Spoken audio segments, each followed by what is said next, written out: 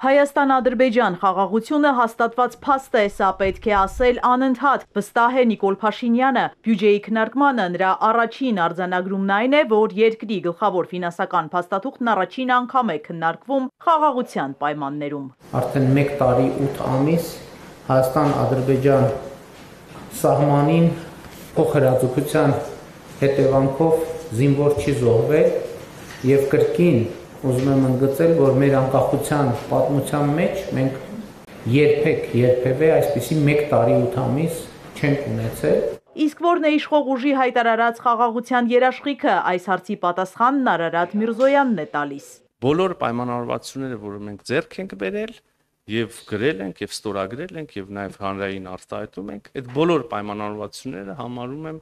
փոխշահավետ։ Եվ այս խաղաղության ֆոնին կարևոր է Ադրբեջանի այն հայտարարությունը, որ վերացնում է դեպի Հայաստան տարանցման սահմանափակումները։ Սա Փաշինյանը որակում է պատմական իրադարձություն ու տեղեկացնում, որ ղազախական ցորենի առաջին խմբականակը տեղ է հասնելու Ադրբեջան-Վրաստան-Հայաստան երկաթուղային գծով։ Հենց այսօրվանից մենք պատրաստ ենք ապահովել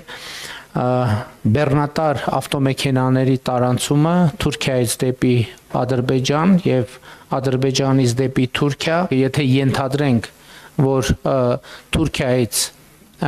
բեռնատար է մոտենում Մարգարա անցագրային կետին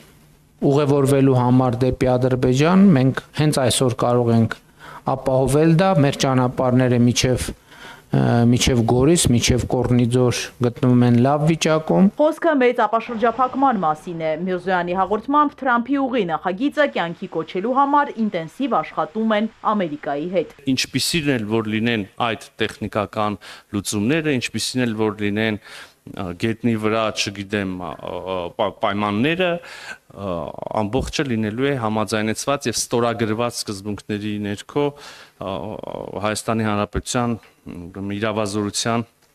շրջանակներում։ Երասխսադարակ հատվածը եւս պետք է ապաշրջափակվի, ժամանակի հարց է, վստահեցնում է իշխանությունը։ Միրզոյանը փառատում է անհանգստությունը, թե Իրանը դժգոհություններ ունի ենթակառուցվածքների ապաշրջափակման հարցում։ Հարևան երկրի հետ Հայաստանն ունի փայլուն հարաբերություններ, կոնտակտն ամենօրյա է, մանիպուլյացիաները ոչ տեղին։ Ավելին ասեմ, մենք արդեն հանրահռչակել ենք, որ մեր հարաբերությունները ռազմավարական բնույթի են եւ դրանք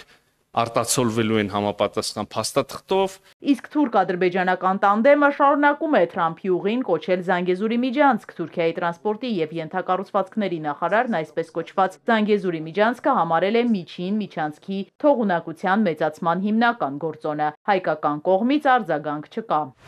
Իսկ 2026 թվականը վճռական նշանակություն է ունենալու խաղաղության հարցում, հայտարարում է Փաշինյանը, դա կապելով խորհրդարանի ընտրության հետ։ Հայաստանի Հանրապետության ժողովուրդը իր ընտրությամբ պետք է տեր կանգնի խաղաղությանը։ Հակառակը Հայաստանը ետ գլորելն է կոնֆլիկտի եւ ֆորպոստի տրամաբանության մեջ։ Հայաստանը նախատեսում է 15.3%-ով կրճատել պաշտպանության ծախսերը։ Դրանք մոտ 563 միլիարդ դրամ են կազմելու։ Չնայած այս ցուցանիշին վարչապետը հայտարարում է, մեծ տեմպով է զարգանում բանակը։ Մեր բանակը Հայաստանի Հանրապետության միջազգայինորեն ճանաչված ինքնիշխան տարածքից դուրս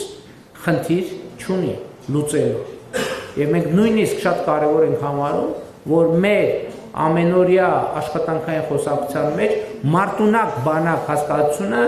վերափոխենք եւ վերաձևակերպենք պաշտպանունակ բանակ։ Թթվասերից մինչև ուխտի ականջ Փաշինյանը պատկերավոր է բացատրում բյուջեի կառուցվածքը, ասելով, որ այդ գումարով են ապահովում Հայաստանի բոլոր քաղաքացիների կարիքները։ Հետո իր սիրած օրինակներից մեկն է բերում, փորձելով բացատրել, թե ինչ կապ ունի բյուջեի ծախսային հոդվածն այն քաղաքացու հետ, որն օրինակ շատ փող ունի ու մի հրաշք դղյակ է կառուցում։ Ենթադրենք, եթե քարավաններով էր ուզում բերի